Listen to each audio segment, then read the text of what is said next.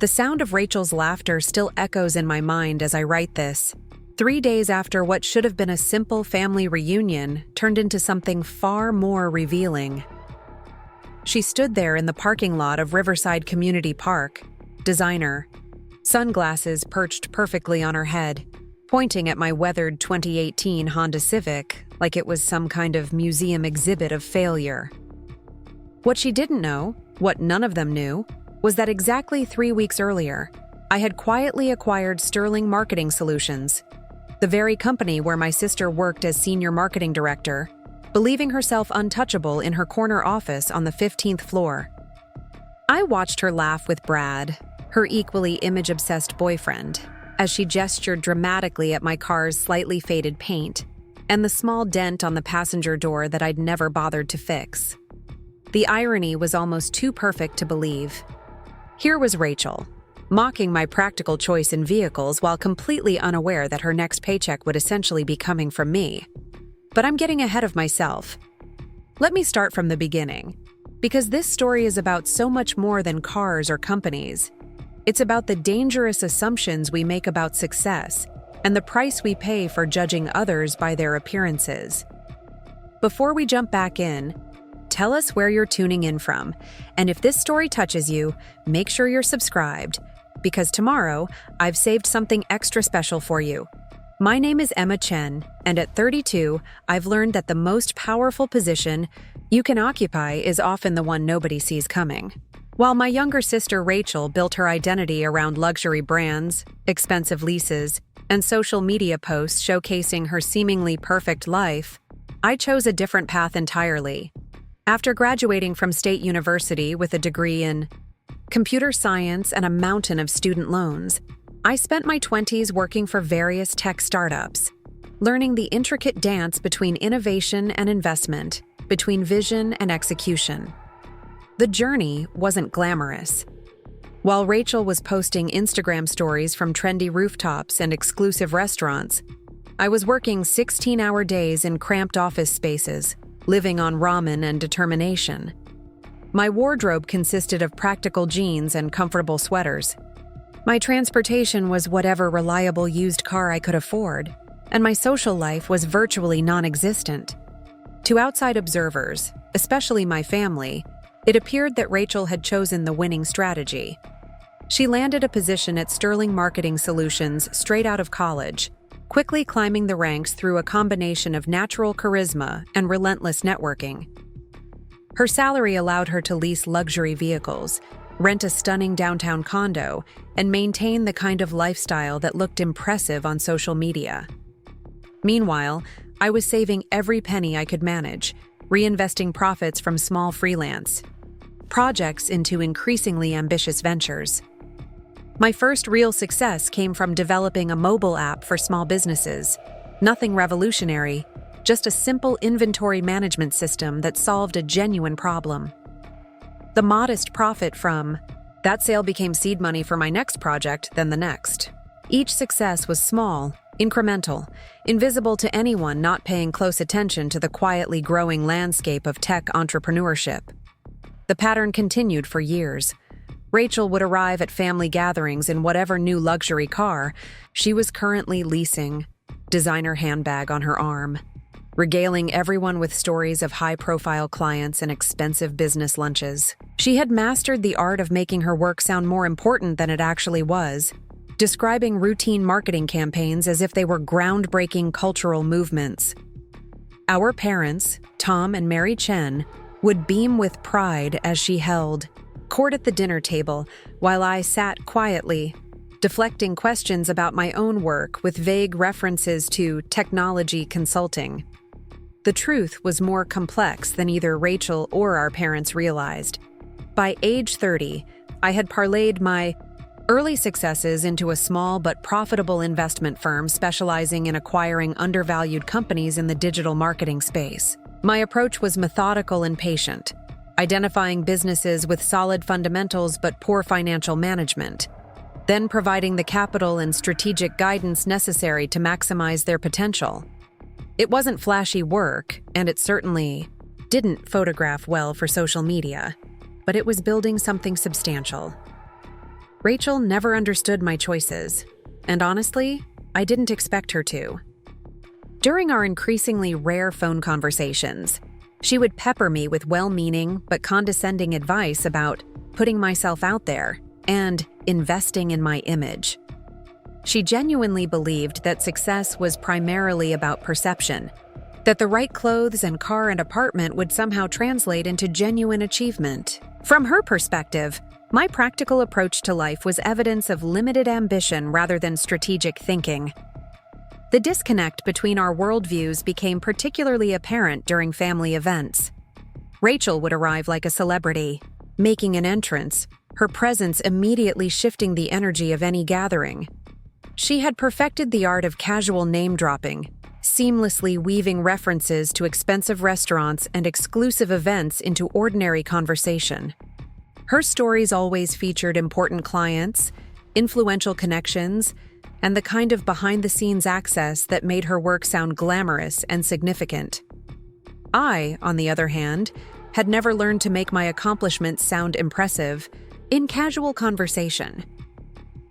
How do you explain complex financial acquisitions to relatives who just want to know if you're happy and successful? How do you describe the satisfaction of turning around a struggling company without sounding boastful or boring? My work required discretion, patience, and a willingness to remain in the background while others received credit for visible improvements. These weren't qualities that translated well to family dinner conversations. The annual Chen family reunion had been a tradition for as long as I could remember, a summer gathering at Riverside Community Park where aunts, uncles, cousins, and family friends would converge for a day of food, games, and catching up. As children, Rachel and I had looked forward to these events with genuine excitement, racing around the park with our cousins, participating in the traditional games, and soaking up the attention of relatives who saw us only once a year. As adults, our approach to the reunion had diverged as dramatically as everything else in our lives. Preparing and narrating this story took us a lot of time, so if you are enjoying it, subscribe to our channel. It means a lot to us. Now back to the story. Rachel treated it as a networking opportunity and performance venue, carefully curating her appearance and conversation topics to maximum effect. She would spend weeks preparing for the event, shopping for the perfect outfit, scheduling hair and nail appointments, and planning her arrival time for optimal impact. Her social media posts in the days leading up to the reunion were masterclasses in anticipation building, featuring cryptic references to exciting news she planned to share, and carefully staged photos of her preparation process. My own preparation was considerably more modest. I would pack a simple outfit suitable for outdoor activities, prepare a dish for the potluck table, and clear my schedule for a full day away from work responsibilities. The reunion represented a rare opportunity to reconnect with extended family, members I genuinely cared about, particularly my cousin Lisa Park, whose dry sense of humor and practical wisdom had always provided a welcome counterbalance to Rachel's dramatic tendencies. This year's reunion carried additional significance because it marked the first family gathering since I had completed my largest acquisition to date. 3 weeks earlier, after months of careful negotiation and due diligence, I had successfully purchased Sterling Marketing Solutions through my investment firm. The acquisition had been structured through a shell company called Apex Holdings LLC to maintain confidentiality during the transition period, a standard practice that allowed for smoother integration and prevented the kind of speculation that could destabilize employee morale. Sterling Marketing Solutions was exactly the type of company my investment strategy targeted. Solid client relationships, talented staff, good market reputation, but struggling with cash flow issues and outdated financial management systems. The previous owners had built an impressive business but lacked the capital and expertise necessary to scale effectively. My analysis indicated significant potential for growth with the right strategic guidance and financial backing. The irony of acquiring my sister's employer was not lost on me, though it hadn't been a factor in my decision-making process. Sterling had appeared on my radar through routine market research, and the investment opportunity was compelling enough to pursue regardless of Rachel's employment there. In fact, her connection to the company provided valuable insider perspective on its culture and operational strengths, though she had unknowingly supplied this information through casual complaints about management decisions and company policies. During our infrequent conversations, Rachel had no idea about my involvement in Sterling's acquisition, and I had no immediate plans to reveal it. The transition period for company acquisitions typically lasted several months, during which new ownership worked behind the scenes to implement strategic improvements while maintaining operational continuity. Employees at Rachel's level would eventually be briefed about the ownership change, but not until the new management structure was firmly established. As I drove my reliable Honda Civic toward Riverside Community Park on the morning of the reunion, I reflected on the strange position I found myself occupying. In a few hours, I would be surrounded by family members who saw me as the practical, unambitious sister, while Rachel held court as the successful marketing executive. None of them would know that I now controlled the company that employed Rachel, that her future career advancement would ultimately depend on decisions made by the sister she consistently dismissed as lacking ambition. The parking lot at Riverside Community Park was already half full when I arrived, a collection of vehicles that told the story of our extended family's diverse circumstances. Uncle Richard's ancient pickup truck sat next to Cousin Mike's sensible sedan, while Aunt Helen's pristine SUV occupied a space near the park entrance.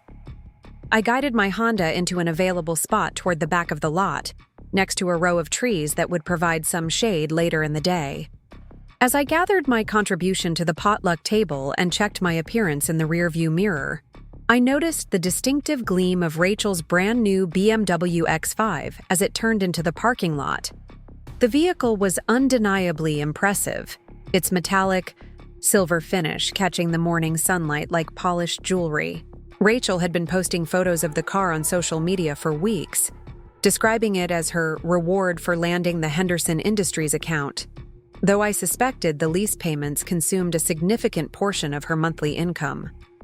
I watched as Rachel navigated the BMW into a prime parking spot near the main pavilion, her movements careful and deliberate as she maneuvered the large vehicle. Even her parking was performed with an awareness of being observed, each action calculated to emphasize the car's size and expense. Brad emerged from the passenger seat, his own appearance carefully curated to complement Rachel's aesthetic with his designer polo shirt and perfectly styled hair. The contrast between our vehicles was stark and, I had to admit, potentially embarrassing from a conventional perspective. My Honda showed its age in small but noticeable ways. The slight fading of the paint on the hood, the small collection of parking lot dings that accumulated over years of urban driving, the practical simplicity of its design compared to the BMW's aggressive luxury styling. To anyone judging success by automotive choices, the comparison was clear and unfavorable.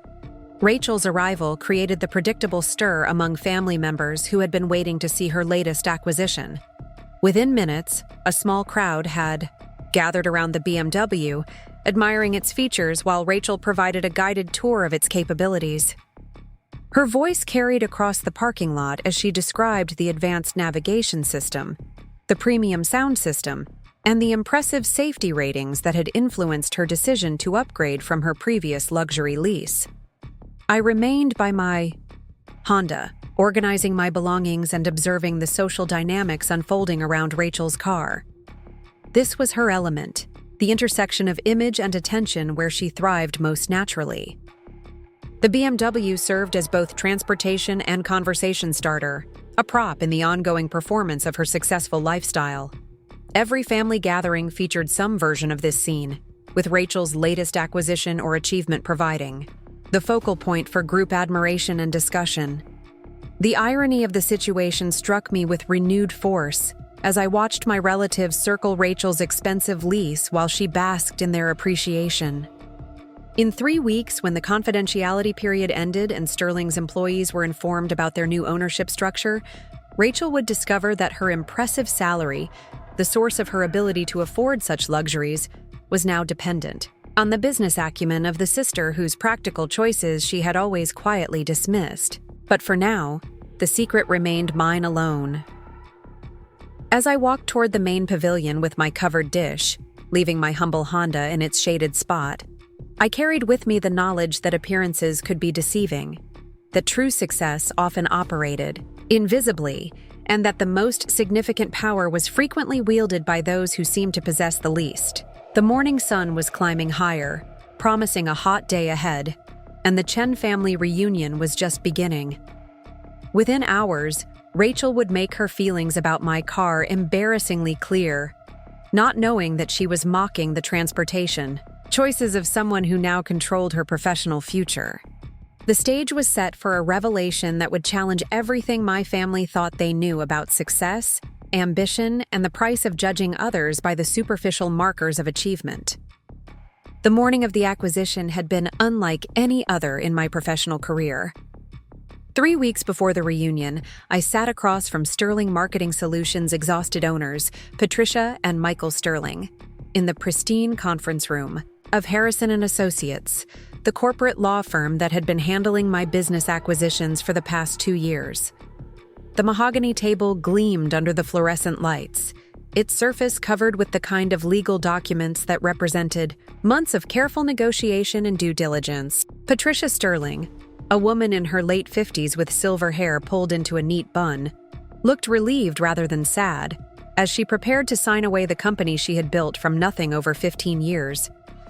Her husband, Michael, equally gray-haired but carrying the perpetual tension of someone who had been fighting financial battles for too long, sat beside her with the weary expression of a general finally ready to surrender an unwinnable war. They sighed. Numbers told the story more clearly than any emotional narrative could. Sterling Marketing Solutions had grown too quickly for its infrastructure, taking on high-profile clients without the operational systems necessary to serve them effectively. Cash flow problems had become a monthly crisis, employee turnover was increasing, and the Sterlings were spending more time managing financial emergencies than focusing on the creative work that had made their company successful in the first place. My investment firm had identified Sterling 6 months earlier during a routine analysis of marketing companies in the metropolitan area. The business exhibited all the characteristics I looked for in acquisition targets: strong client relationships, talented staff, solid market reputation, but hampered by management issues that could be resolved with proper financial backing and strategic oversight. The preliminary research had taken 3 months, involving careful analysis of their client retention rates, employee satisfaction surveys, and financial statements dating back 5 years. The due diligence process had been exhaustive, as it always was when I was considering a major acquisition. My team conducted discreet interviews with former employees, analyzed competitor positioning, and performed detailed financial modeling to project potential growth scenarios under different management structures. Kevin Martinez, my business partner and closest confidant in these matters, had spent weeks shadowing Sterling's operations from the outside, observing workflow patterns, client interaction protocols, and the kind of intangible cultural factors that could make or break a transition. What emerged from this analysis was a picture of a company with tremendous potential being held back by outdated systems and insufficient capital. The Sterlings had built something genuinely valuable, but they lacked the resources and expertise necessary to take it to the next level. Their client list included several Fortune 500 companies, their creative work was consistently recognized by industry publications, and their employee retention rate was actually above average for the marketing sector. The financial problems were symptoms of growth challenges rather than fundamental business flaws.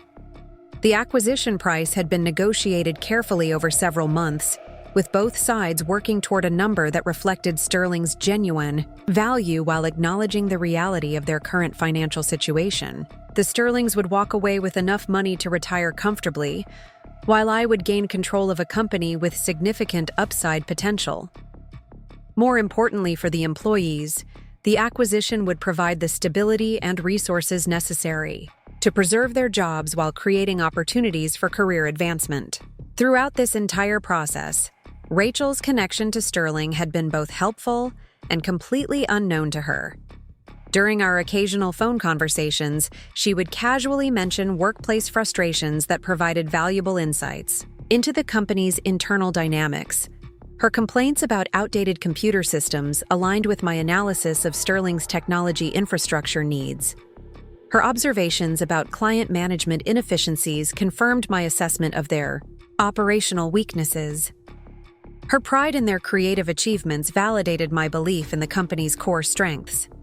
She had no idea that her casual commentary was being processed by someone with the financial resources and strategic vision to address every issue she mentioned. When she complained about the office coffee machine being broken for 3 weeks, I made a note about capital expenditure priorities. When she expressed frustration about delayed vendor payments affecting team morale, I included cash flow management in my integration planning. Her unknowing insights were shaping the future of her own workplace. The legal documentation required for the acquisition was staggering in its complexity. Corporate lawyers had spent weeks crafting agreements that protected all parties while ensuring smooth operational continuity. The purchase was structured through Apex Holdings LLC, a shell company I had established specifically for marketing industry acquisitions. This approach provided confidentiality during the transition period while allowing for more flexible management of multiple properties under my investment portfolio. Kevin Martinez had been instrumental in structuring the deal, his background in corporate finance complementing my operational expertise. We had worked together for 3 years, ever since meeting at a venture capital conference where his presentation on digital marketing valuations had impressed me with its thoroughness and insight. Kevin understood the delicate balance required when acquiring service businesses, where employee relationships and client confidence were often more valuable than physical assets. The signing ceremony itself was surprisingly anticlimactic for such a significant transaction. Patricia Sterling affixed her signature to the final document with steady hands, followed by her husband's more hesitant scrawl. I signed as the authorized representative of Apex Holdings, my own signature sealing the transfer of ownership for a company that employed 47 people, including my sister, who remained completely unaware of the change occurring in her professional life. The immediate aftermath of any acquisition was always the most delicate period, requiring careful communication and strategic patience. Employees would be informed of the ownership change within 30 days, as required by law, but the timing and messaging of that announcement were crucial to maintaining morale and preventing unnecessary anxiety. The Sterlings would remain as consultants for 90 days to ensure smooth transition of client relationships and operational knowledge. My integration plan for Sterling had been developed over several months, focusing on addressing the specific weaknesses that had led to their financial difficulties while preserving the creative culture that made their work distinctive. Technology upgrades would modernize their workflow systems, improved financial management would stabilize cash flow, and strategic hiring would strengthen departments that had been understaffed due to budget constraints. The employee roster included several standout performers whose careers could benefit significantly from the increased resources and growth opportunities that proper capitalization would provide. Rachel's name appeared on the list of key personnel, her performance reviews indicating strong creative abilities and solid client relationships, though some supervisory comments suggested she occasionally prioritized image over substance in client interactions. Kevin and I had spent hours discussing the unique situation created by my sister's employment at Sterling. He advocated for transparency, suggesting that informing Rachel privately about my involvement might prevent potential complications down the line. I preferred maintaining confidentiality until the standard employee notification period, treating her no differently than any other team member during the transition process. The ethical considerations were more complex than Kevin initially understood. Revealing my acquisition to Rachel before the official announcement would constitute preferential treatment that could create legal and morale issues if discovered by other employees. More personally, I suspected that early knowledge might compromise Rachel's ability to perform her duties naturally during the observation period. I had planned to assess the company's actual operational dynamics. This observation period was crucial for any service business acquisition. The first few weeks under new ownership revealed patterns and problems that weren't apparent in financial statements or formal interviews. Employee behavior, client relationships, and operational inefficiencies all became visible when observed by someone with both the authority and expertise to recognize their significance. Rachel's unconscious performance during this period would provide valuable insights into her actual capabilities versus her carefully curated professional image. The timing of the acquisition relative to our family reunion was purely coincidental, though the irony was not lost on me. In 3 weeks, I would be sitting at picnic tables with relatives who viewed Rachel as the successful sister, while remaining oblivious to the fact that her continued success now depended on business decisions. I would be making the intersection of family dynamics and professional relationships was something I had never anticipated when I began building my investment portfolio. The confidentiality agreement I had signed with the Sterlings prohibited me from discussing the acquisition details with anyone outside the immediate transaction team until the official announcement period. This legal requirement aligned perfectly with my personal preference for discretion, though it meant carrying significant information into family situations where the temptation to correct misconceptions about my career achievements would be considerable. Rachel's recent social media posts about her career success had taken on new meaning in light of my Sterling acquisition. Her descriptions of important client meetings and strategic initiatives were now reports on activities that would ultimately be evaluated and potentially modified based on my assessment of their effectiveness. Her professional accomplishments, which she presented as evidence of her superior life choices, were now part of a business operation I owned and controlled. The integration timeline I had developed with Kevin included several phases designed to minimize disruption while maximizing improvement opportunities. Phase 1 involved silent observation and analysis, during which I would familiarize myself with Sterling's actual operations versus their documented procedures. Phase 2 would introduce new financial management systems and technology upgrades. Phase 3 would address staffing issues and organizational structure modifications based on observed performance patterns. Rachel would likely excel in some areas of this evaluation while struggling in others. Her social skills and client relationship abilities were genuine strengths that would serve Sterling well under improved management. However, her tendency to prioritize appearance over substance might prove problematic in an environment where performance metrics were more rigorously analyzed and rewarded. The morning after signing the acquisition documents, I had driven past Sterling's downtown office building with a strange mixture of satisfaction and apprehension. The 15-story glass and steel structure looked unremarkable from the outside, just another professional building in the business district. But inside, on the 15th floor, 47 people were beginning their workday, unaware that their professional futures were now guided by someone committed to their success in ways their previous owners had been unable to provide. My investment philosophy had always prioritized long-term value creation over short-term profit extraction. Sterling's employees would benefit from this approach through improved job security, better resources, and expanded career opportunities. The irony that Rachel would be among the primary beneficiaries of my business acumen, despite her consistent dismissal of my professional choices, was not lost on me.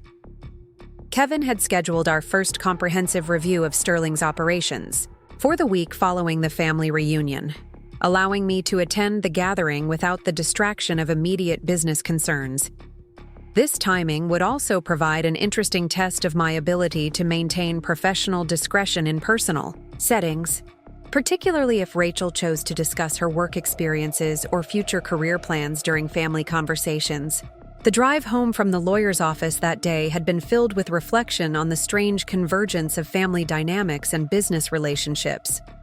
In acquiring Sterling, I had inadvertently become responsible for my sister's professional well-being in ways that she could never have anticipated. The decision would ultimately prove beneficial for her career, but the revelation of my involvement would challenge her assumptions about success, ambition, and the sister she had consistently underestimated. As I had pulled into the parking garage beneath my modest apartment building, I wondered how Rachel would react when she eventually learned the truth. Would she feel embarrassed about her previous dismissiveness toward my career choices? Would she appreciate the stability and opportunities that my ownership would provide? Or would she find some way to frame the situation as another example of my supposed lack of ambition? Perhaps arguing that I had settled for a small company instead of pursuing more prestigious opportunities. The answers to these questions would have to wait for the appropriate time and setting. For now, Sterling Marketing Solutions was beginning its transition under my ownership, and the Chen family reunion was approaching with all its traditional complications and revelations. The secret I carried would remain hidden until the right moment for disclosure arrived, whenever and however that might occur. The morning air carried the familiar sounds of family gathering as I approached the main pavilion at Riverside Community Park. Voices overlapped in conversations punctuated by bursts of laughter, children's excited shouts from the playground area, and the clatter of folding chairs being arranged around picnic tables covered in cheerful checkered tablecloths. The scene was comfortingly predictable, a tableau that had remained essentially unchanged for decades of Chen family reunions. Aunt Helen spotted me first, waving enthusiastically from her position near the registration table where she had stationed herself as the unofficial greeter and information coordinator. Her bright floral dress and matching sun hat created a splash of color against the park's green backdrop, and her smile was genuinely warm as I approached with my covered casserole dish. "Emma, dear, you look wonderful," she exclaimed, reaching out to give me one of her trademark embraces that somehow managed to be both gentle and enthusiastic. "I was just telling your mother how proud we all are of you, working so hard in that technology field. It's so impressive how you've made a career out of all those computer things that the rest of us can barely understand." I accepted her compliment graciously while mentally noting the familiar pattern of family members discussing my work in vague, slightly mystified terms. The complexity of investment strategy and corporate acquisition was difficult to explain in casual conversation, particularly when the audience had limited background in business or finance. Over the years, I had learned to respond to such comments with appreciative modesty, rather than attempting detailed explanations that would only confuse the situation further.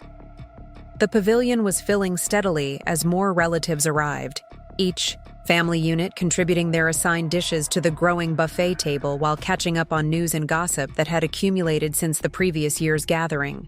The conversations followed predictable patterns: updates on children's achievements, health concerns, job changes, and the ongoing family drama that seemed to perpetuate itself across generations with remarkable consistency. My parents, Tom and Mary Chen, had claimed a prime table near the buffet, strategically positioned to observe arrivals while maintaining easy access to food service. Dad looked comfortable in his weekend uniform of khaki pants and polo shirt, while Mom had dressed with the careful attention to appearance that she always brought to family events. They waved me over with expressions that combined parental affection with subtle anticipation of the social dynamics that would inevitably unfold throughout the day. Kevin Martinez had offered to accompany me to the reunion, understanding that family gatherings could be challenging when career discussions arose. His presence would have provided moral support and someone who truly understood the scope of my professional achievements. However, I had declined his offer, preferring to navigate the day's conversations without the complication of explaining a business partner's attendance to relatives who would undoubtedly misinterpret his presence as romantic rather than professional. The decision to attend alone proved prescient, as Rachel's dramatic entrance unfolded exactly as I had anticipated.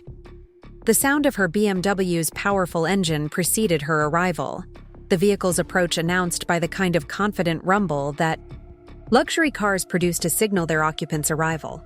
Every conversation at the pavilion paused momentarily as heads turned toward the parking area, drawn by the acoustic announcement that someone significant was joining the gathering. Rachel's timing was perfect, as always. She had calculated her arrival to occur when the maximum number of relatives would be present to witness her entrance. But not so late as to seem deliberately attention-seeking.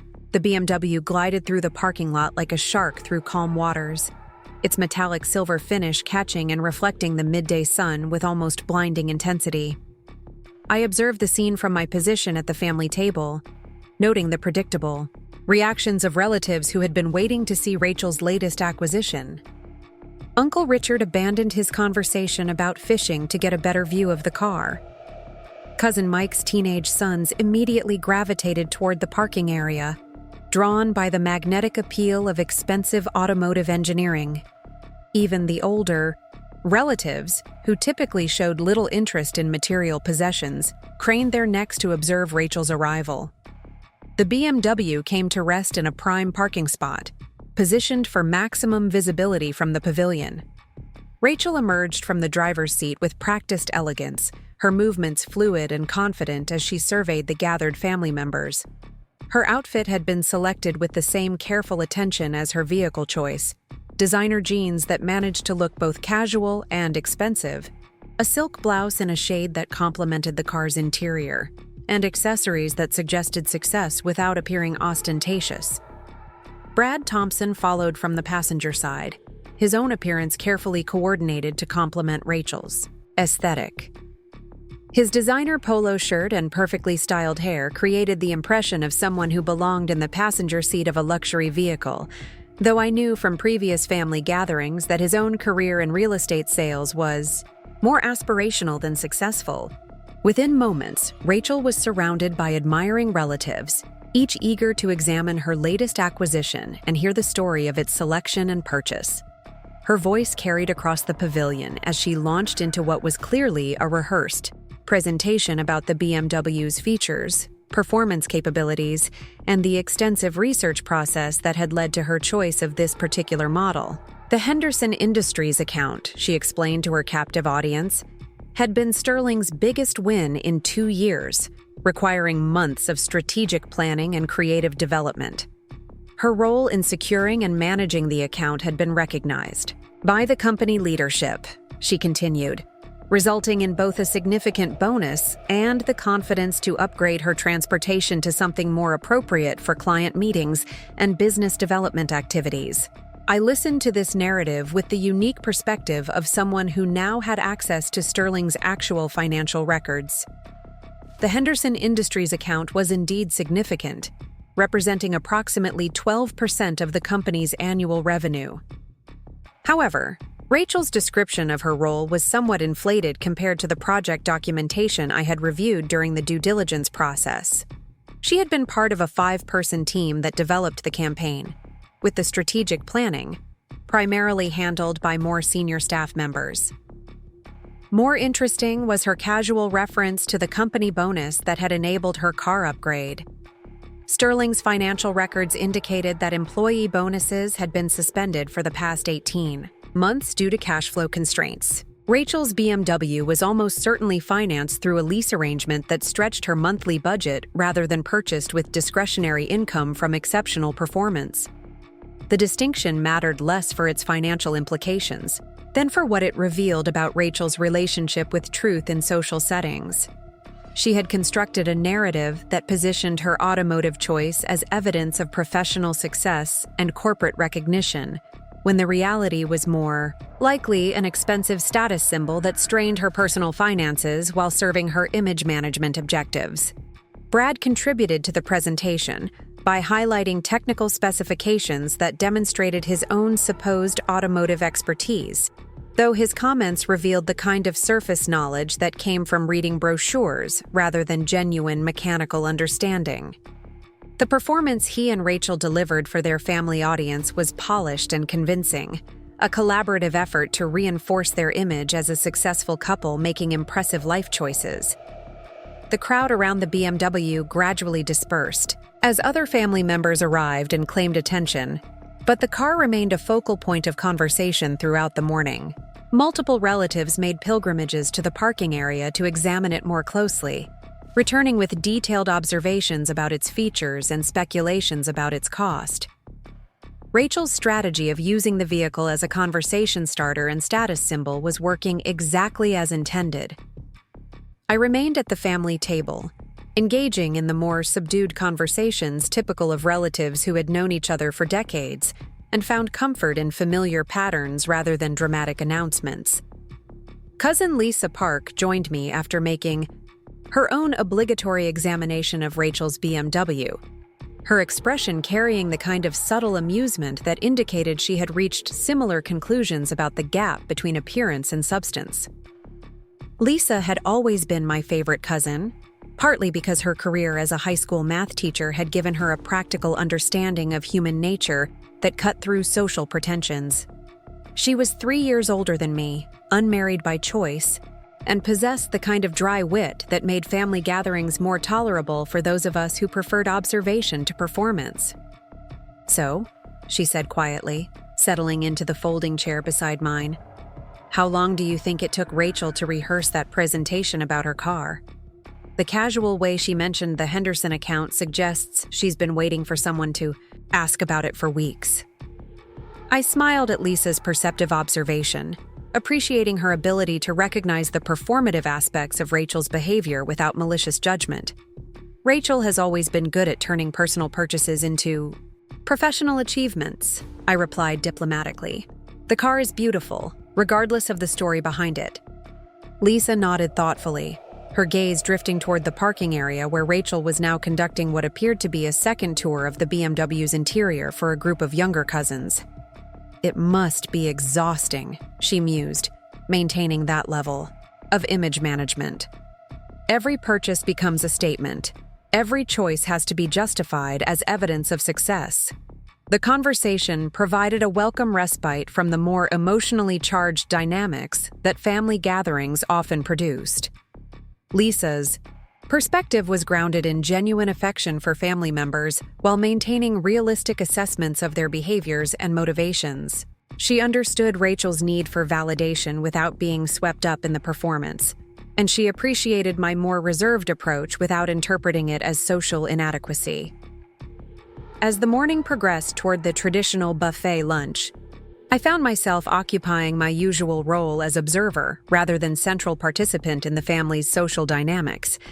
This position had become comfortable over the years, allowing me to engage meaningfully with relatives who shared my preference for substantial conversation, while avoiding the more performative aspects of large group interactions. The buffet table groaned under the weight of traditional dishes that had been family reunion staples for as long as anyone could remember. Aunt Helen's famous potato salad occupied its customary position of honor, flanked by Uncle Richard's barbecued ribs, and the casserole contributions from various family branches. The food preparation had been coordinated through a complex system of phone calls and email exchanges that ensured variety while preventing duplication of popular dishes. Rachel's contribution to the buffet was a store-bought fruit tray that she presented as if it were a carefully crafted culinary creation. The platter was undeniably attractive, featuring exotic fruits arranged with professional precision, but the grocery store price stickers visible on the bottom suggested less personal investment than her presentation implied. This small detail was typical of Rachel's approach to family obligations, meeting expectations through strategic purchasing rather than personal effort. As family members queued for food service, conversations naturally gravitated toward updates on career developments, family news, and the kind of gentle gossip that connected extended family networks. Rachel positioned herself strategically in these conversations, steering discussions toward topics that allowed her to highlight recent achievements while deflecting questions that might reveal less impressive realities. The dynamic created an interesting contrast with my own interactions, which focused more on asking questions about other people's experiences than promoting my own accomplishments. This difference in conversational style had been consistent throughout our adult lives, with Rachel treating social gatherings as opportunities for personal marketing, while I preferred genuine connection through mutual interest and shared experience. The secret knowledge I carried about Sterling Marketing Solutions added a surreal quality to these familiar patterns. When Rachel mentioned challenging client meetings or office politics, I now possessed context about the company's operational issues that she didn't realize I understood. When she described future career plans or expressed frustration about management decisions, I was hearing feedback about a business I now owned and controlled. The most striking aspect of this hidden perspective was recognizing how much Rachel's professional complaints aligned with the improvement opportunities I had identified during my acquisition analysis. Her frustrations about outdated technology systems matched my plans for infrastructure upgrades. Her concerns about inconsistent management communication paralleled my observations about organizational structure weaknesses. Her ambitions for career advancement could potentially be realized under the improved stability and growth opportunities that proper capitalization would provide. Yet none of this context could be shared without revealing information that needed to remain confidential. For several more weeks, the legal and ethical requirements of the acquisition process meant that Rachel would learn about the ownership change through official company channels rather than family conversation, despite the obvious efficiency that direct communication might provide.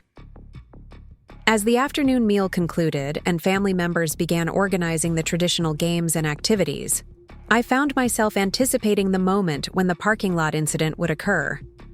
Rachel's behavior patterns were predictable enough that I could sense her growing awareness of the contrast between her impressive BMW and my practical Honda. The stage was being set for a confrontation that would reveal more about both of our characters than either of us might have intended. The confrontation began with what appeared to be an innocent suggestion.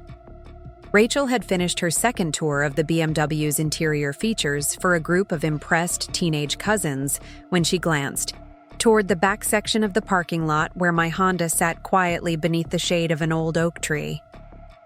Her expression shifted subtly, the kind of change that I had learned to recognize over decades of shared family experiences as the prelude to one of her carefully orchestrated moments of superiority. "Emma," she called out across the pavilion, her voice carrying that particular tone of false concern that she had perfected in childhood. "I think there might be something wrong with your car. From here, it looks like it might be leaking something underneath." The comment drew immediate attention from nearby family members who turned to look in the direction she was indicating. Several relatives began expressing concern about potential mechanical problems, offering suggestions about local repair shops and sharing their own experiences with automotive emergencies.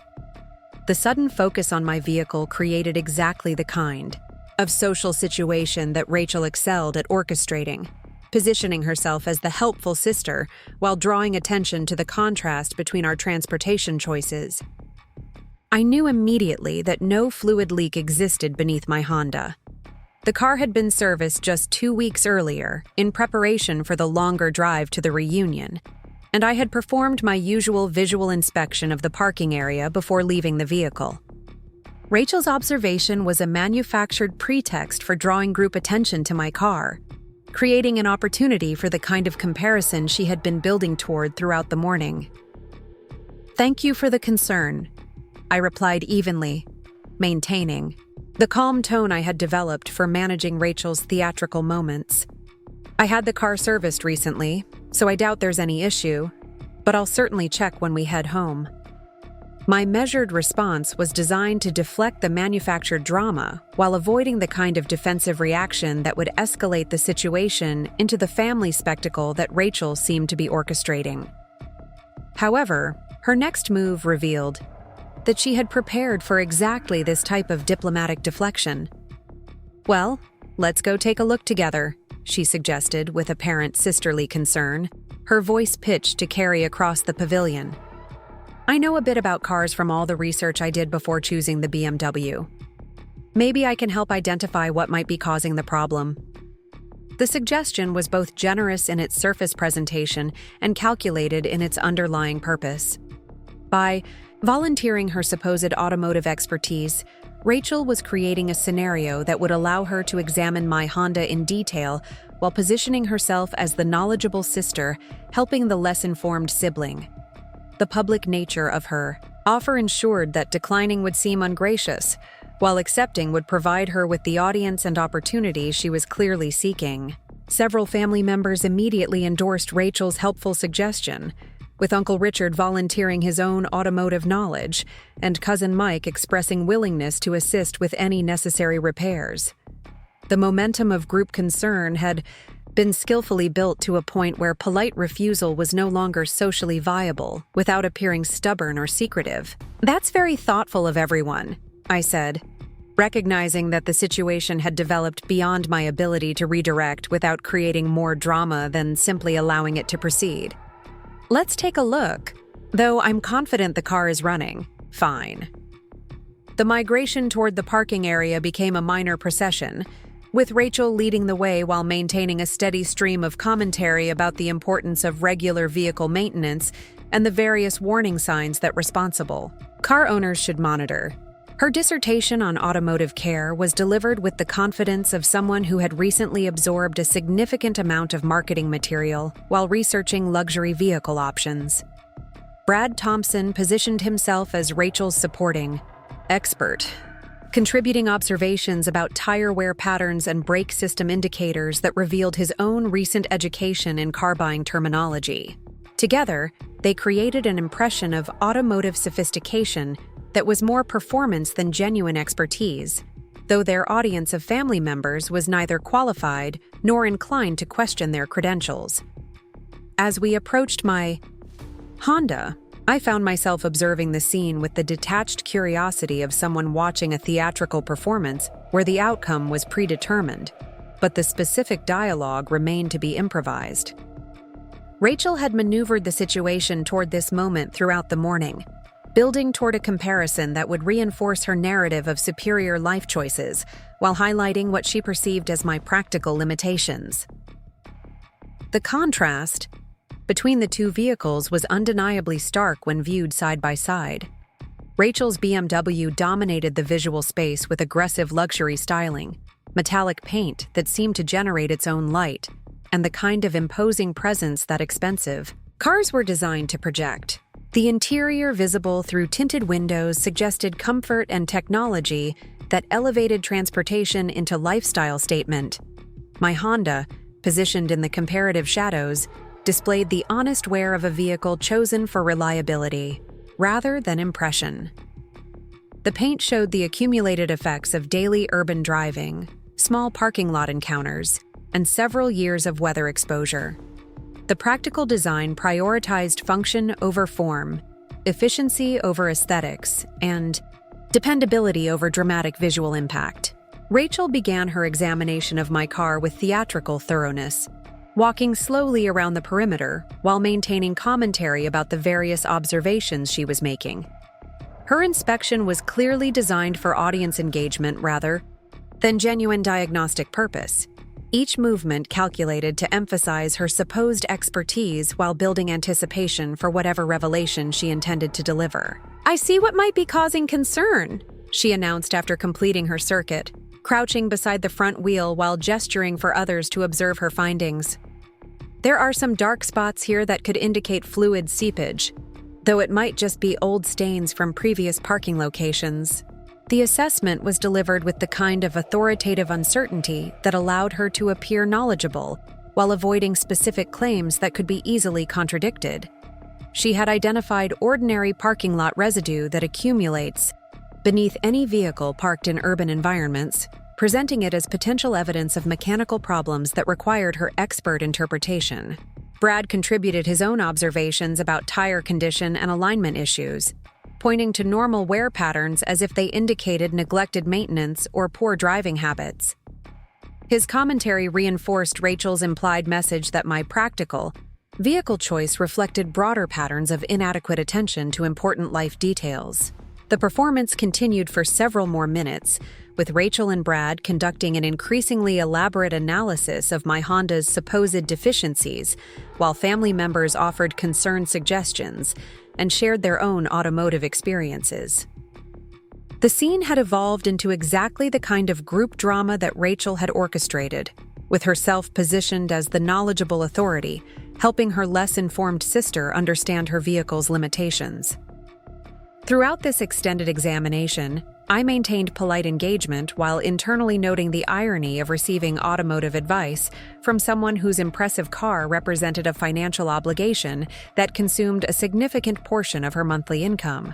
The BMW that Rachel presented as evidence of her success was more accurately a symbol of her willingness to prioritize image over financial prudence, leveraging future earnings to maintain current appearances. The revelation of this perspective gap became unavoidable when Rachel transitioned from discussing my car's supposed problems to offering broader commentary about transportation choices and their relationship to personal success. Her observations were delivered with the kind of gentle condescension that family members often mistake for helpful concern, but which carried unmistakable implications about lifestyle priorities and achievement levels. "Emma," she said, straightening up from her examination of my Honda with an expression of sisterly concern. "I hope you don't take this the wrong way, but maybe it's time to consider upgrading your transportation situation. I know you're careful with money, but sometimes investing in a better vehicle can actually be good for your career prospects." The comment landed with precisely the impact Rachel had calculated, drawing nods of agreement from family members who interpreted expensive cars as indicators of professional success. Her suggestion was framed as career advice rather than status comparison, positioning her automotive choice as strategic business investment rather than luxury consumption. Brad reinforced her message by discussing the importance of professional image in client relationships, describing how impressive vehicles could enhance business credibility and create positive first impressions during important meetings. His analysis treated transportation choices as marketing decisions, with expensive cars serving as mobile advertisements for personal success and professional competence. The implicit criticism of my practical approach to car ownership was clear to everyone present, though delivered with sufficient diplomatic cushioning to maintain the appearance of helpful family guidance.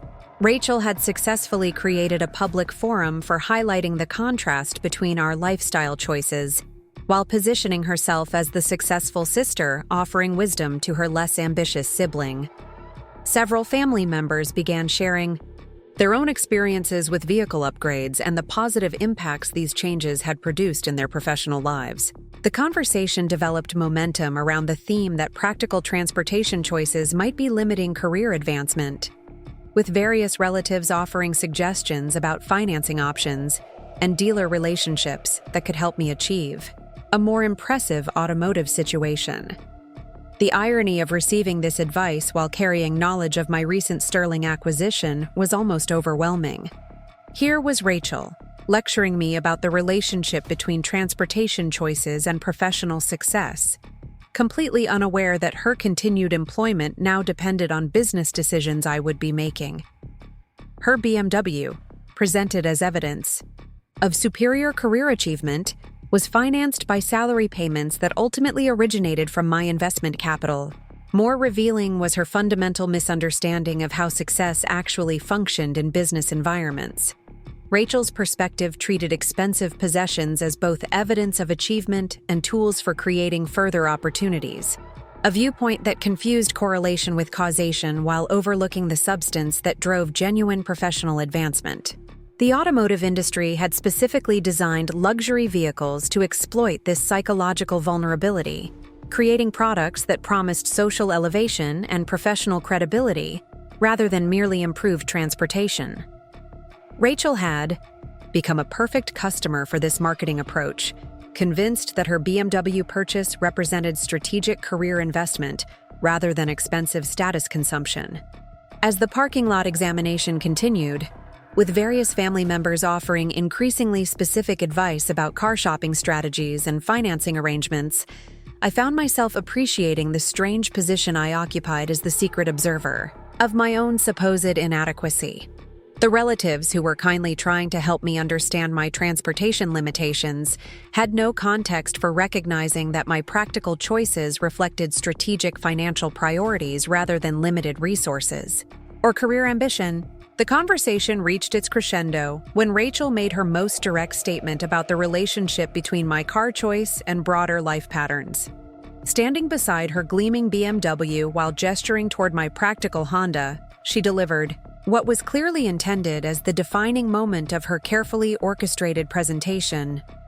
"I just think," she said with the kind of gentle authority that family members often accept without question, "that sometimes we limit ourselves by being too conservative with our choices. Your car is perfectly reliable, Emma, but it sends a message about your priorities and ambitions that might not be serving your professional goals." The statement contained everything that defined our different approaches to life.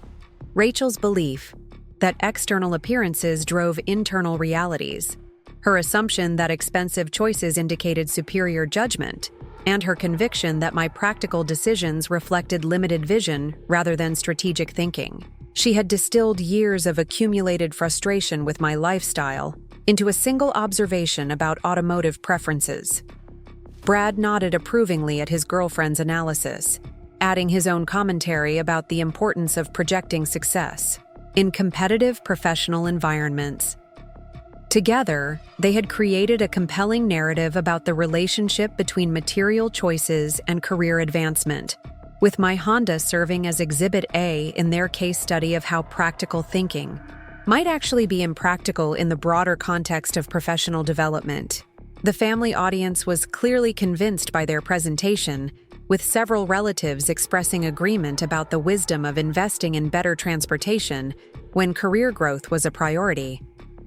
The consensus that emerged from the parking lot examination was that Rachel had identified an important area where I could benefit from her more sophisticated understanding of professional image management. What none of them realized as they stood in the afternoon sunshine offering kind advice about my supposed transportation limitations was that the person they were trying to help had recently made a business decision that would fundamentally alter the professional landscape for everyone involved. The secret I carried would soon transform every assumption about success, ambition, and the relationship between practical choices and genuine achievement. The revelation came sooner than I had anticipated, triggered not by any dramatic confrontation I had orchestrated, but by the mundane realities of corporate financial systems. I was in my home office reviewing Sterling's quarterly performance projections when my phone buzzed with a text message from Rachel that would accelerate everything beyond my carefully planned timeline. The message was brief, but loaded with implications. "We need to talk, now. Something's happening at work and I think you know what it is." I had been expecting this moment for weeks, though I had hoped to control the timing and circumstances of our conversation.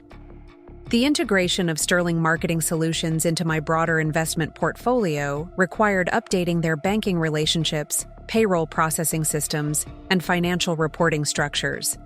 These changes, invisible to most employees, would eventually catch the attention of someone as detail-oriented about her compensation as Rachel had always been. Kevin Martinez had warned me just 2 days earlier that Sterling's HR department was fielding increasing questions from employees who had noticed subtle changes in their direct deposit information and benefits administration. The confidentiality period was scheduled to end the following week with a company-wide meeting where I would formally introduce myself as Sterling's new owner, but Rachel's investigative instincts had apparently accelerated the timeline beyond my control. I called her immediately, recognizing that delayed response would only amplify whatever suspicions she had already developed. She answered on the first ring, her voice carrying the sharp edge of someone who had been building toward this confrontation for hours. "Emma, I know something's going on at Sterling, and I think you're involved somehow. The payroll system changed. Last week, there are new names on all the corporate documents, and when I asked Margaret in HR about it, she acted like she couldn't tell me anything. She kept saying there would be an announcement soon and that I should direct questions to the new management team. I had anticipated this conversation for weeks, but hearing Rachel's actual voice expressing genuine anxiety about her job security created a more complex emotional response than I had expected. Beneath her characteristic demand for information was real concern about her financial stability, her career prospects, and the fundamental security that employment provided in her carefully constructed lifestyle. "You're right that there have been changes at Sterling," I replied carefully. choosing my words to acknowledge her concerns without violating the confidentiality agreements that protected both my business interests and Sterling's employees. These kinds of transitions can be unsettling until employees receive official communication about the new ownership's plans. "Stop talking to me like I'm some random employee, Emma," Rachel snapped, her frustration evident. "I'm your sister, and I know when you're giving me corporate nonsense instead of straight answers. Just tell me what's happening to my job." The desperation underlying her anger was revealing in ways that our previous conversations had never been. Rachel's confident exterior, so carefully maintained at family gatherings and social events, was cracking under the pressure of genuine uncertainty about her professional future. Her expensive lifestyle, financed through salary and bonuses that she had always taken for granted, created vulnerabilities that made job insecurity genuinely threatening rather than merely inconvenient. "Your job is secure, Rachel," I assured her, meaning it completely. Sterling's new ownership is committed to maintaining the existing staff while implementing improvements that will actually enhance everyone's career prospects. The changes you're noticing are part of a transition that will ultimately benefit you and your colleagues. "How do you know that?" she pressed, her tone shifting from anger toward suspicion. "Emma, you're talking like you've already met with whoever bought Sterling. You're talking like you know exactly what they're planning to do with the company." The logical progression of her questions was inevitable, and I recognized that further evasion would only delay a revelation that needed to happen on my terms rather than through her continued investigation. Rachel's intelligence, often overshadowed by her focus on social dynamics and image management, was perfectly capable of connecting the pieces of information she was gathering from various sources. "I think we need to have this conversation in person," I suggested, knowing that the complexity of what I needed to explain required face-to-face discussion rather than the limitations of telephone communication. "Are you available to meet this afternoon?" "Emma?" Rachel's voice took on the dangerously quiet tone that I remembered from childhood confrontations when she was building toward an explosion of emotion. "If you know something about my job that affects my ability to pay my rent and car payments, I need to hear it right now. I can't wait for some mysterious meeting while I'm trying to figure out if I need to start looking for another position." The financial pressure she described was both genuine and more precarious than I had realized. Rachel's impressive lifestyle, so carefully curated for social media and family presentations, was apparently balanced on a much narrower foundation than her confident demeanor suggested. The BMW lease payments, luxury apartment rent, and designer wardrobe that served as evidence of her professional success were actually evidence of financial vulnerability, monthly obligations that consumed her income with little margin for uncertainty or disruption. "I understand your concern about financial stability," I said, recognizing that her immediate anxiety needed addressing even if the complete explanation would require more time and context. "Let me be clear about this. Your salary will continue unchanged during the transition period, and Sterling's new ownership has no intention of reducing staff or compensation. If anything, the company's improved financial position will create opportunities for advancement that didn't exist under the previous management." This assurance seemed to reduce her panic slightly, though I could hear the continued tension in her voice as she processed information that didn't align with her expectations about corporate acquisitions and ownership changes. Her experience with business transitions was limited to the employee perspective, where such changes often meant layoffs, benefit reductions, or increased performance pressure that threatened job security. "Emma," she said more quietly, "you're talking like you've been in meetings with Sterling's new owners.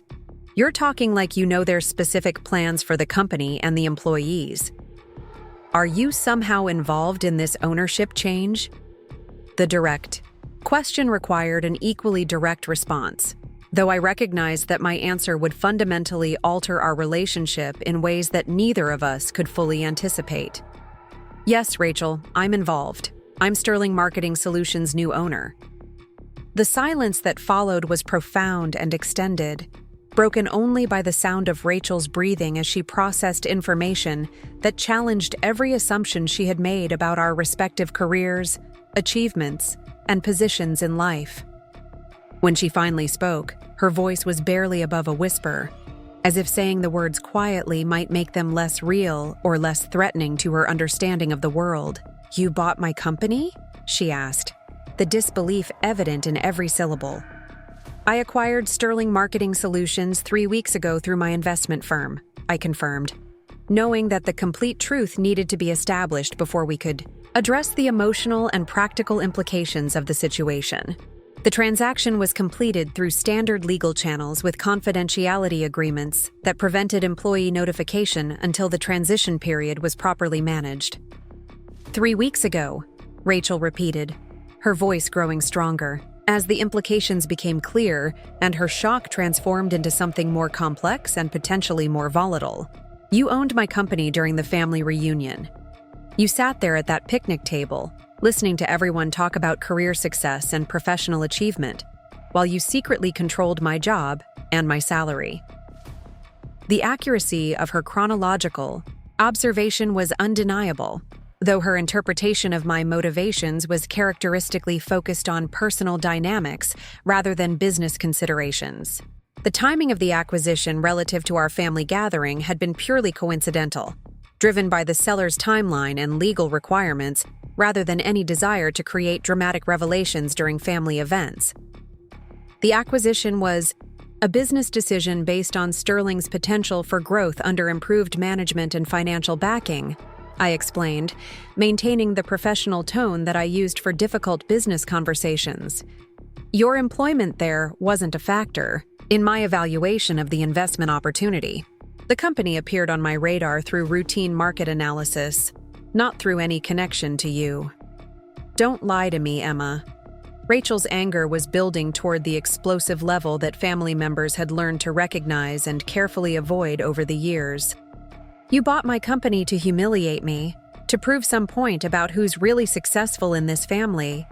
You sat at that reunion listening to me talk about my BMW and my career achievements, knowing the whole time that you could control my future with a single decision." Her interpretation revealed the fundamental misunderstanding that had shaped our relationship for decades, the assumption that our interactions were governed by competition and status comparison rather than independent life choices and professional development. Rachel viewed my business decisions through the lens of sibling rivalry, assuming that my investment strategies were motivated by family dynamics rather than genuine market opportunities and value creation. "Rachel," I said firmly, needing to establish the factual foundation before addressing the emotional complications, "I didn't acquire Sterling to control you or prove anything about our respective careers. I bought it because the company has excellent potential that was being constrained by financial limitations and management issues. Your job will be more secure under my ownership, not less secure." "More secure?" She laughed bitterly, the sound carrying years of accumulated frustration and newly discovered humiliation. "My job security now depends on my sister's opinion of my performance. My career advancement is subject to family dynamics and whatever personal issues you might have with me." "How is that supposed to make me feel more secure about my professional future?" The question highlighted legitimate concerns about conflicts of interest and workplace dynamics that I had considered extensively during my acquisition planning. Family relationships inevitably created complications in business settings, requiring careful navigation to maintain both professional effectiveness and personal boundaries. Rachel's anxiety about favoritism, whether positive or negative, represented genuine issues that would need ongoing attention and clear policy development.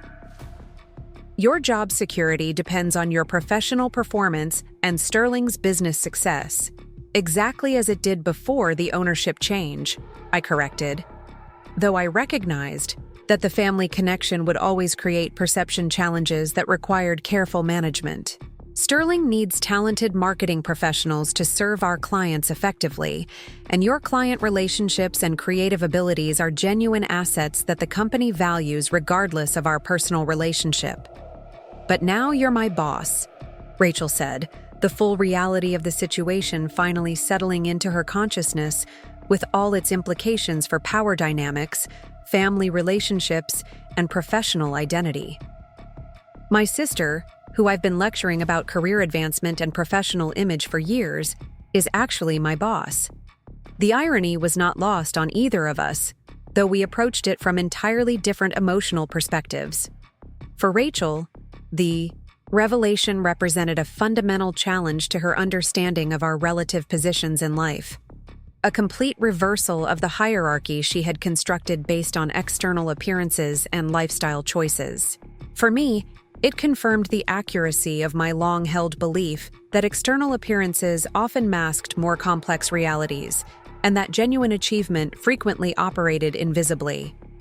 Our phone conversation continued for nearly an hour, with Rachel cycling through various emotional reactions as she processed the multiple implications of Sterling's ownership change. Her initial shock gave way to anger about perceived deception, followed by embarrassment about her assumptions and behavior, then anxiety about workplace dynamics and performance expectations, and finally speculation about how this revelation would affect our family relationships and social interactions. Throughout these emotional fluctuations, I maintained steady reassurance about her employment security while refusing to apologize for business decisions that were both legally sound and ultimately beneficial for Sterling's employees. The acquisition would provide financial stability, operational resources, and growth opportunities that the previous ownership had been unable to sustain, creating a more positive work environment and better career prospects for everyone involved. The most difficult aspect of our conversation was Rachel's growing recognition of how her behavior at the family reunion appeared in retrospect. Her lecture about my transportation choices and career limitations had been delivered while I was literally financing her continued employment, a complete reversal of the authority and expertise she had assumed based on our different lifestyle. Presentations. "I feel like such an idiot," she admitted finally, her voice subdued by genuine humiliation rather than the performative emotion she sometimes used for dramatic effect. "Standing there in that parking lot, telling you how to manage your career and improve your professional image, while you owned the company that pays my salary and provides my health insurance."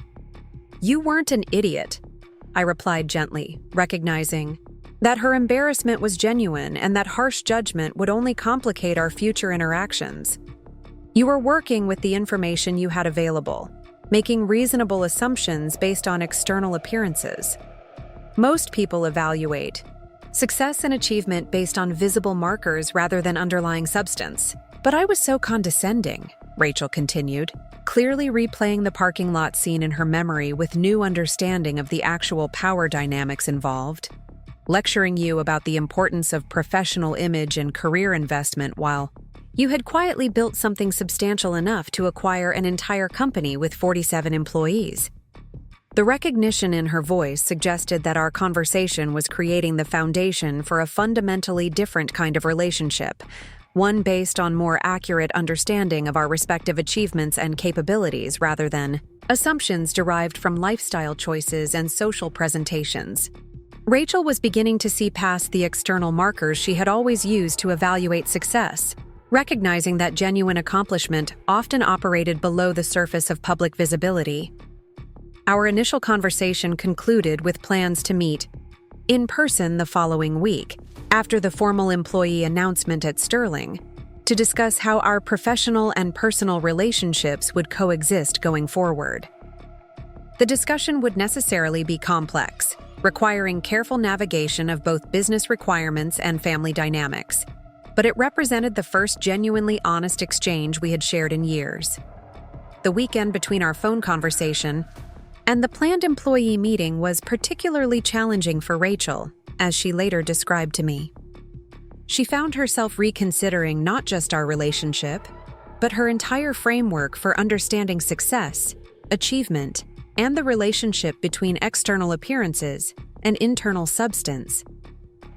The BMW that had represented professional accomplishment suddenly seemed like evidence of misplaced priorities, while my practical Honda took on new significance as the transportation choice of someone who prioritized strategic resource allocation over image management.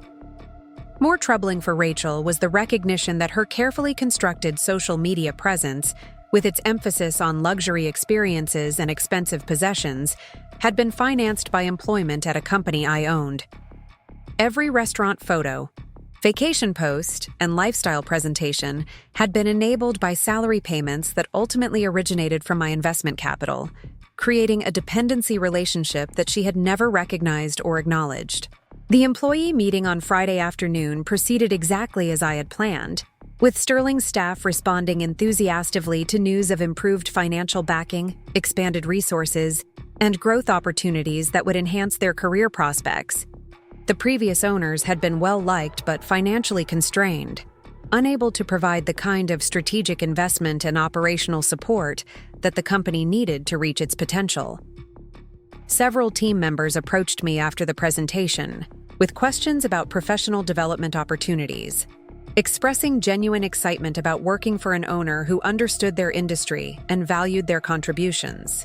The creative team was particularly interested in new technology resources and expanded project budgets that would allow them to pursue more ambitious campaigns for existing clients while competing for larger accounts. Rachel attended the meeting, but remained uncharacteristically quiet throughout my presentation, her usual workplace confidence replaced by the awkward uncertainty of someone still adjusting to radically altered circumstances.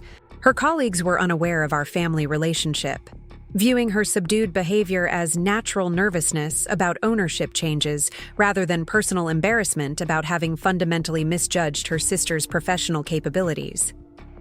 The most significant moment of the meeting came when I outlined my vision for Sterling's future development, emphasizing the importance of preserving the company's creative culture while implementing operational improvements that would enhance both employee satisfaction and client service. This balance between continuity and change had been a central theme in my acquisition planning, reflecting my understanding that service businesses succeeded through people rather than systems. After the formal presentation, I made myself available for individual conversations with employees who had specific questions about their roles, career development, or the transition process. These discussions provided valuable insights into the company's actual operational dynamics versus the documented procedures I had reviewed during due diligence, confirming my assessment that Sterling's primary strengths lay in its talented staff and client relationships rather than its management systems.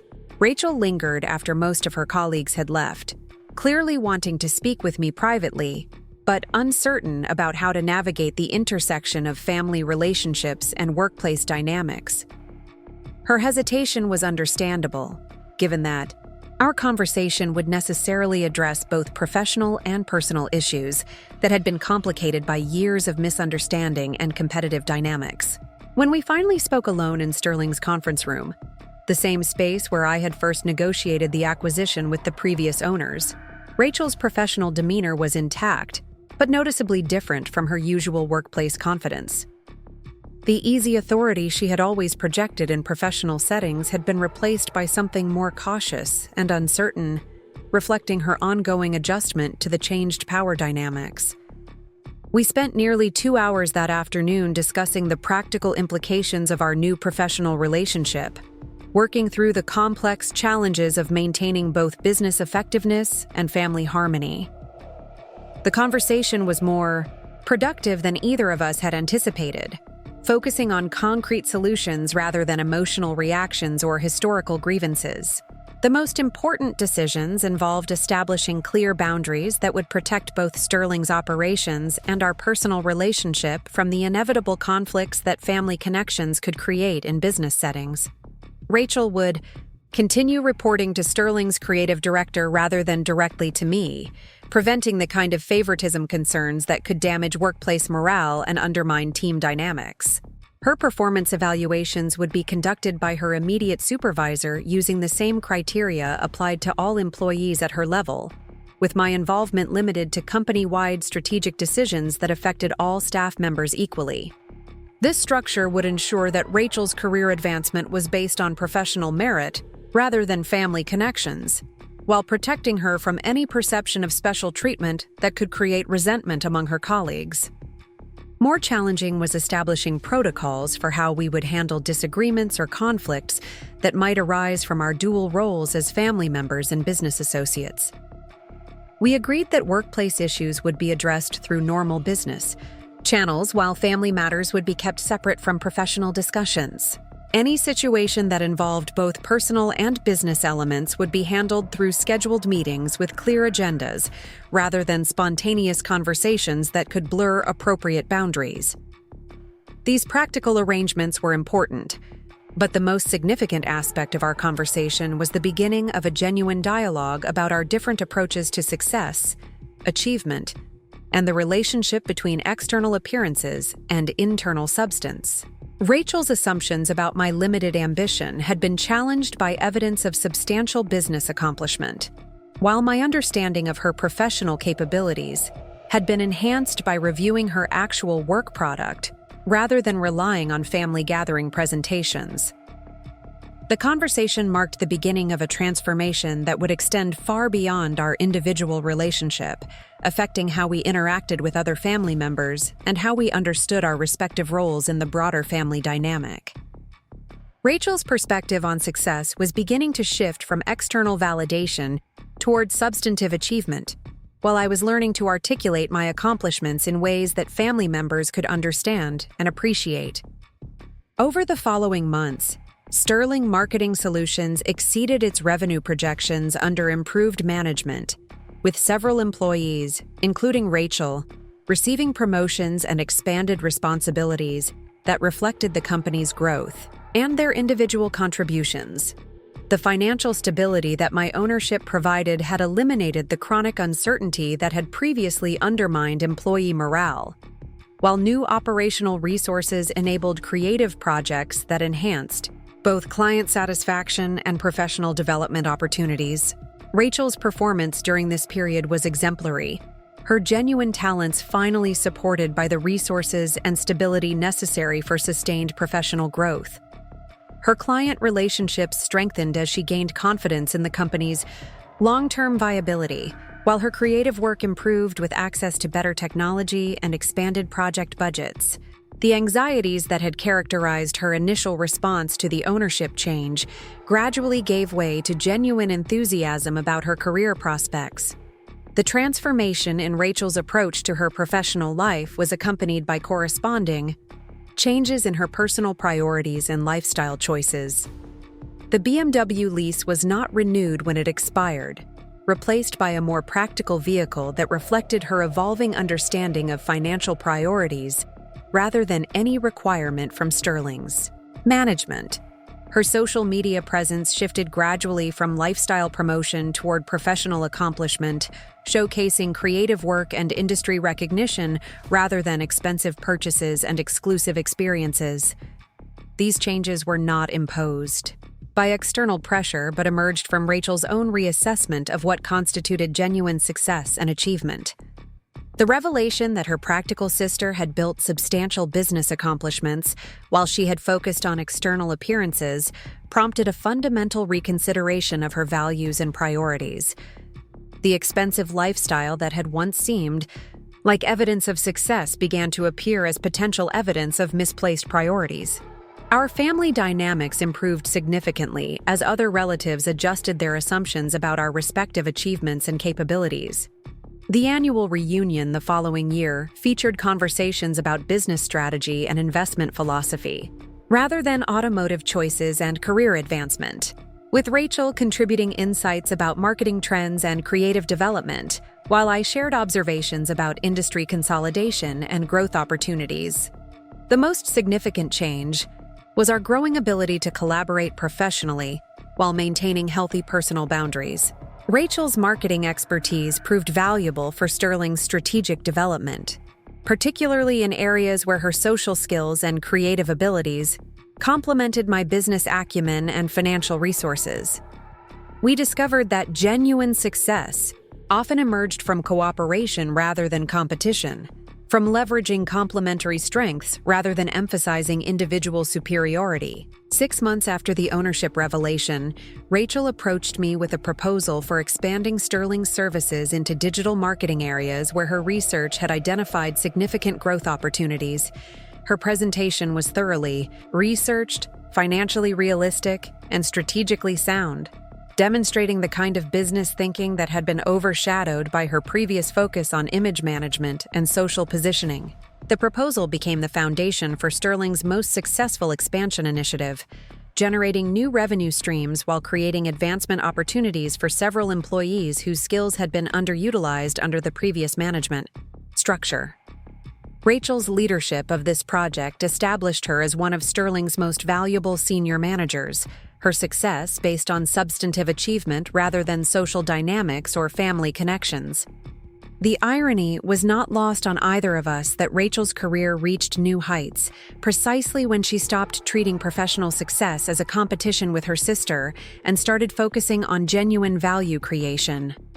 The skills and abilities that had always been present became more effective when channeled toward productive collaboration rather than status comparison. Our personal relationship evolved into something that neither of us could have anticipated during those years of competitive family dynamics and mutual misunderstanding. We learned to appreciate each other's strengths while acknowledging our fundamentally different approaches to life and success. The sister who had once mocked my practical choices now understood the strategic thinking behind them, while I gained appreciation for the social skills and creative abilities that made her genuinely valuable in professional settings.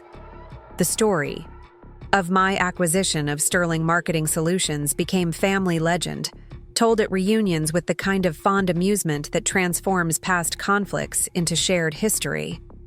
Uncle Richard particularly enjoyed recounting the parking lot scene where Rachel had lectured me about professional image while I owned her company, though he always emphasized the positive outcome rather than dwelling on the embarrassment of the moment.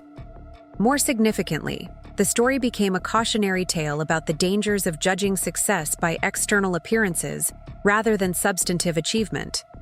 Family members began paying more attention to the actual content of each other's work and accomplishments rather than focusing exclusively on lifestyle indicators and social presentations. The change created more genuine connections and reduced the kind of competitive dynamics that had previously characterized family gatherings. Looking back on that day in the parking lot at Riverside Community Park, I recognize it as the culmination of years of accumulated misunderstanding that finally reached a crisis point demanding resolution. Rachel's criticism of my practical transportation choice had been the catalyst for revelations that transformed both our professional and personal relationships, proving that the most important changes often emerge from the most unexpected circumstances. The Honda Civic that had been mocked as evidence of limited ambition had actually been the practical choice of someone building substantial business success through strategic resource allocation rather than image management. The BMW that had been presented as proof of superior achievement had been the expensive obligation of someone prioritizing appearance over financial security and long-term stability. The contrast between our approaches to transportation had reflected deeper differences in our understanding of success, achievement, and the relationship between external symbols and internal substance. Rachel's focus on appearance and social positioning had led her to overlook the genuine accomplishments that were being built through less visible but more substantial means. Today, Sterling Marketing Solutions continues to thrive under my ownership, providing career opportunities and financial stability for a growing team of employees who benefit from the kind of strategic thinking that prioritizes long-term value creation over short-term appearances. The company has expanded its services, strengthened its client relationships, and established itself as a leader in innovative marketing solutions that combine creative excellence with business effectiveness. Rachel has become one of Sterling's most respected senior managers, her genuine talents finally supported by the resources and stability necessary for sustained professional development. Her success is based on substantive achievement rather than social positioning, creating the kind of career satisfaction that external validation had never been able to provide. Our relationship has evolved into something that combines professional collaboration with genuine personal affection, built on mutual respect rather than competitive dynamics. We have learned to appreciate each other's strengths while acknowledging our different approaches to life and success, creating a foundation for both effective business partnership and meaningful family connection. The lessons learned from our experience extend beyond individual relationships to broader questions about how we evaluate success and achievement in contemporary society. The emphasis on external appearances and social positioning can blind us to genuine accomplishment that operates below the surface of public visibility, while the pursuit of status symbols can distract from the strategic thinking and resource allocation that create lasting value. Perhaps most importantly, we learned that the most powerful position is often the one that nobody sees coming, and that the most significant victories are achieved not through dramatic confrontation, but through patient strategic thinking and the courage to make substantial commitments based on genuine value rather than immediate recognition. The story serves as a reminder that success takes many forms and often operates in ways that external observers cannot see or appreciate, that genuine achievement frequently requires the kind of practical choices that appear unremarkable to those who prioritize appearance over substance, and that the most meaningful relationships are built on accurate understanding rather than competitive assumptions. Up next, you've got 2 more standout stories right on your screen. If this one hit the mark, you won't want to pass these up. Just click and check them out.